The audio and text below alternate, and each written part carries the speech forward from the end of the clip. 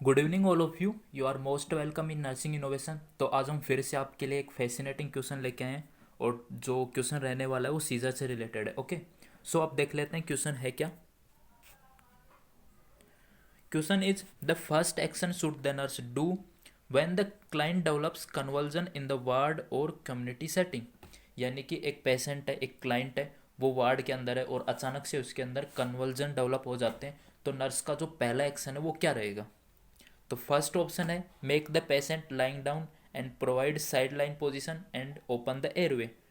Second जो option है put the pillow under the neck. और थर्ड ऑप्शन है insert a tongue depressor in order to prevent tongue bite.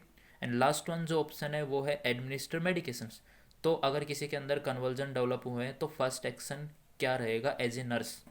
Okay, सो अब इसका correct answer देख लेते हैं और correct answer is option A make the patient lying down and provide side line position and open the airway. यानी कि किसी के अंदर कन्वर्जन डेवलप हुआ है तो फर्स्ट एक्शन जो नर्स परफॉर्म करेगी वो होगा पेशेंट को लाइंग डाउन पोजीशन में लेके आना है और लेटरल पोजीशन, ठीक है, लेटरल पोजीशन में लेके आना है। साइड लाइन पोजीशन यानी कि लेटरल पोजीशन में उसको लेके आना है और एयरवे को ओपन करना है। अब ये क्यों कर रहे हैं, ये पहला एक्शन क्यों है, तो उसका रीज़न देख लेते हैं, यानी कि रैशनल की बात कर रहे हैं। तो पहले देख लेते हैं कन्वर्जन क्या है। एक conversion is a type of seizure. जो कन्वर्जन है वो एक टाइप का सीजर ही है। अब सीजर क्या होता है, seizure involves burst of electrical activity in the brain. यानी कि ब्रेन के अंदर इलेक्ट्रिकल एक्टिविटी ब्रस्ट हो रही है, यानी कि इलेक्ट्रिकल एक्टिविटी का विस्फोट हो रहा है। इट मीन्स कि जो नर्व इम्पल्स कंडक्टिविटी बहुत ज़्यादा बढ़ चुकी है अचानक से ब्रेन के अंदर, तो उस कंडीशन को क्या बोल देते हैं, सीजर बोल देते हैं। ओके, अगर ये शॉर्ट टाइम के लिए आ रहा है तो सीजर बोलते हैं। एक कंडीशन और होती है, अगर बार बार सीजर यानी कि रिकरेंट सीजर आ रहा है तो उस कंडीशन को क्या बोलते हैं, एपिलेप्सी बोलते हैं। क्लियर, नेक्स्ट देख लेते हैं। In seizure also disturb the muscle stone. अब किसी के अंदर सीजर डेवलप हुए हैं यानी कि कन्वर्जन डेवलप हुआ है तो क्या होता है, डिस्टर्ब द मसल स्टोन।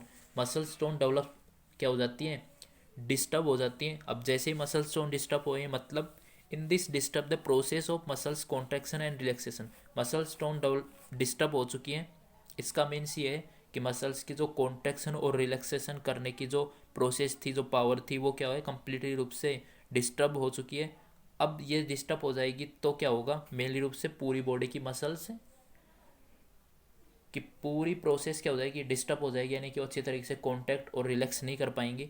तो इसके अंदर क्या होगा, रेस्पिरेटरी मसल्स भी डिस्टर्ब हो जाती हैं। अब रेस्पिरेटरी मसल्स डिस्टर्ब होती हैं तो क्या होता है, when disturb the respiratory muscles tone the person is unable to maintain the respiration. अब जैसे ही रेस्पिरेटरी मसल्स की टोन डिस्टर्ब हो चुकी है, यानी कि जो इंटरकोस्टल मसल्स हैं, डायफ्राम है, अगर इनकी मसल्स टोन डिस्टर्ब हो जाएंगी तो अच्छी तरीके से वर्क नहीं कर पाएंगी और इससे क्या हो जाएगा, पेशेंट क्या होगा, अपना रेस्पिरेशन मेंटेन नहीं कर पाएगा और रेस्पिरेशन नहीं मेंटेन करने की वजह से पेशेंट की डेथ भी हो सकती है। इसीलिए कन्वर्जन किसी के अंदर डेवलप हुआ है तो फर्स्ट एक्शन नर्स को क्या परफॉर्म करना है, उसको साइड लाइन पोजिशन में लेके आना है, साथ में एयर को ओपन करना है।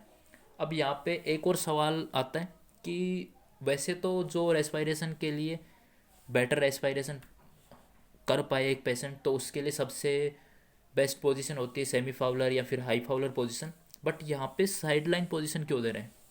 तो इसका रीज़न ये है कि कंप्लीटली रूप से बॉडी के अंदर क्या हो रहा है, नर्व इम्पल्स का कंडक्शन एबनॉर्मल हो चुका है। ब्रेन अच्छी तरीके से इम्पल्स को मतलब कि बैलेंस रूप में नर्व इम्पल्स कंडक्शन नहीं हो रहा है, बहुत ज़्यादा बढ़ चुका है। तो पूरी बॉडी की प्रोसेस डिस्टर्ब हो जाएगी, मसल स्टोन डिस्टर्ब हो जाएगी। तो किस इससे क्या होगा, जो एपिग्लोटिस है उसका फंक्शन भी डिस्टर्ब हो गया। अब जैसे ही अगर पेशेंट के सेलाइवेशन हो रहा है तो चांसेस है कि सेलाइवा एस्पायरेट कर सकता है पेशेंट, क्योंकि वहाँ पे एपिग्लोटिस भी अच्छी तरीके से काम नहीं कर पाएगा, कवर नहीं कर पाएगा ट्रेकिया को। तो इसलिए साइड लाइन पोजिशन देते हैं कि अगर सेलाइवेशन हो रहा है तो वो पूरा सेलाइवेशन बाहर की तरफ ही रिमूव आउट हो जाए, ड्रेन हो जाए।